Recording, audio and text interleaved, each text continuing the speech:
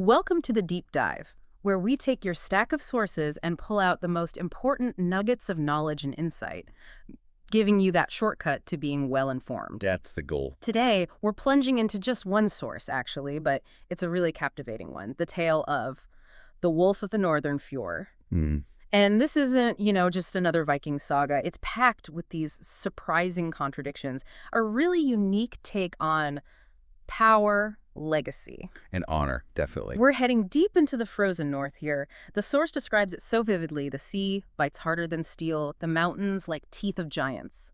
It's the setting for the legend of Hrolf Ketilsson. The Wolf of the Fjord. Exactly. And Hrolf's story, well, it's much more than just a warrior's tale, as you'll see. It kind of invites us, doesn't it, to question what we think strength is? Yeah, or honor. Or honor, or what makes a legacy actually last. Right. Well, he's not an easy character to pin down. Oh. Makes you ask, what is real power anyway? Okay, so let's peel back the layers then. Hrolf's beginnings. They're maybe the most surprising part. Definitely surprising. He wasn't born this big, fearsome warrior type. The source is clear.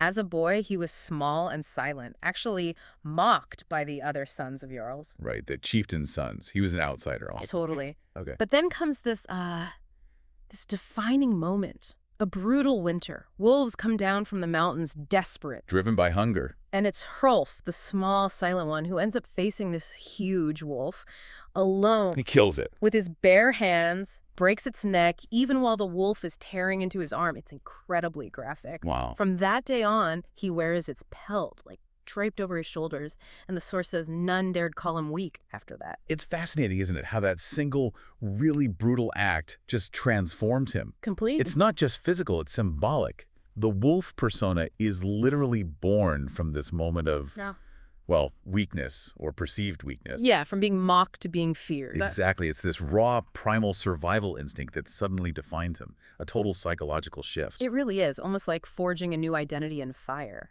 Or ice, maybe. Yeah, ice probably fits better. But the real puzzle with Hrolf comes later, right? It's how he uses this power. The saga says he grows up to be a raider feared across the Whale Road. The sea. His ship, the Frost Fang. I mean, the name alone tells you something. Right. It struck terror into villages. Where his sail appeared, fire soon followed. He took, the usual spoils, silver, slaves, and cattle. Seems pretty standard Viking raider stuff on the surface. It does. Ruthless. Efficient, even. But then the source hits you with this massive contradiction. The twist. Yeah. Hrolf always spared the weak. Always. Yeah. Children, the old, the poor. He just let them be. And that's the core of it, isn't it? How do you reconcile that? This beast bringing fire and death, but then showing mercy. It completely messes with the simple, bloodthirsty Viking image we sometimes get. It really does. Yeah. The source itself tries to explain it. It says something like, many said he was more beast than man, but the gods had tempered his rage with honor. So divine intervention, maybe, or something else? Well, that's one interpretation. Or maybe it's strategic, calculated even. How do you mean? Well, think about it. Instill absolute terror in those who resist, but show this. Unexpected mercy to the helpless. It might break enemy morale faster, create a different kind of fear, maybe even a weird sort of respect.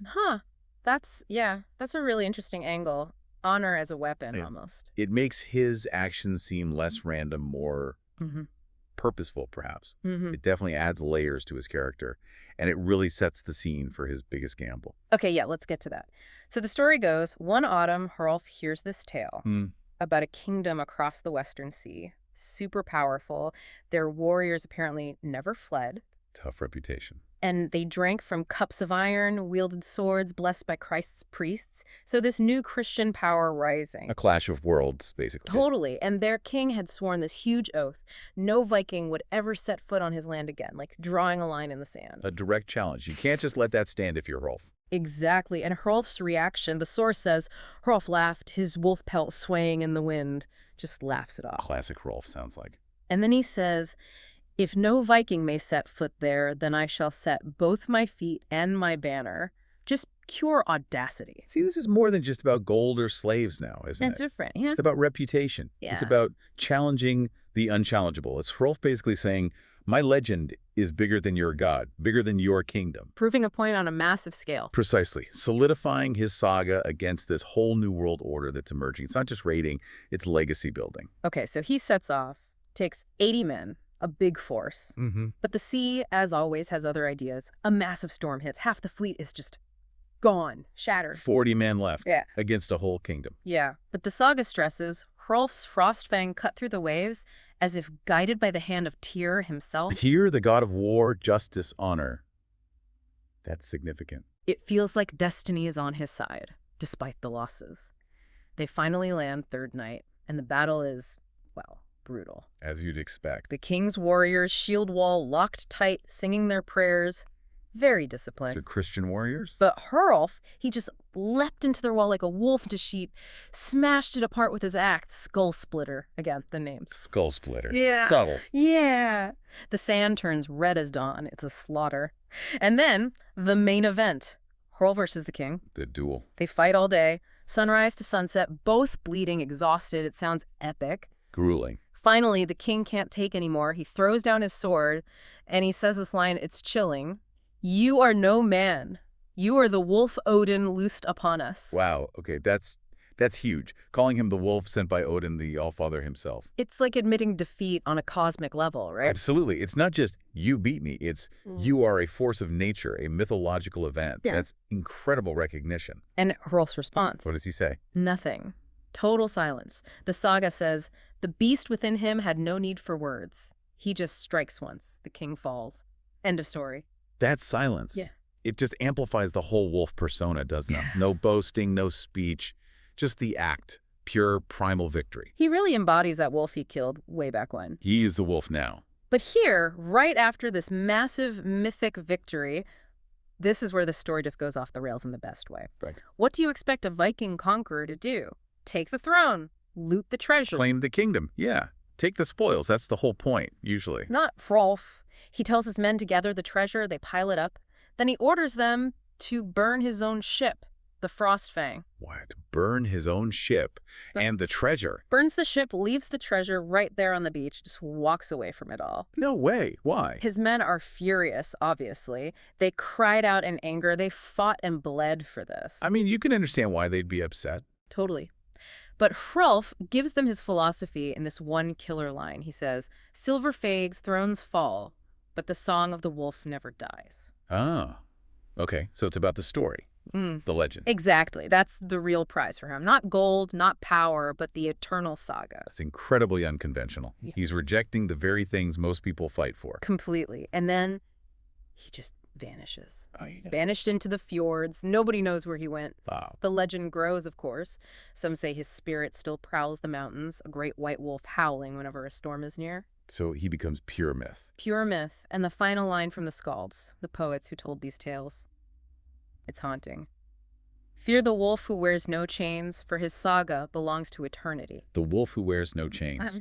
Because he refused the chains of power, of possession. Yeah.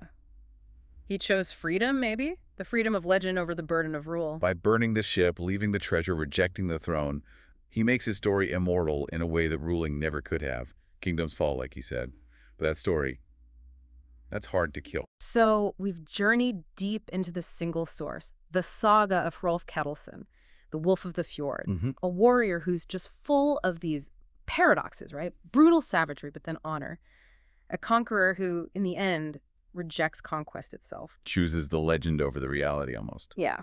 And this story, pulled straight from the source, it really does challenge our assumptions, you know, about winning, about leading. Yeah. About what actually lasts. It absolutely does. It forces you to think about different kinds of power. Is power holding a throne, or is it becoming a story that echoes forever? Hrolf's choice. It says so much. So thinking about Hrolf burning his ship, leaving the spoils, what does that decision tell you, listening right now, about what power really is? About legacy? Yeah. If silver fades and thrones fall, like Hrolf said, what is it for you that's truly eternal? What's your version of the song of the wolf that never dies?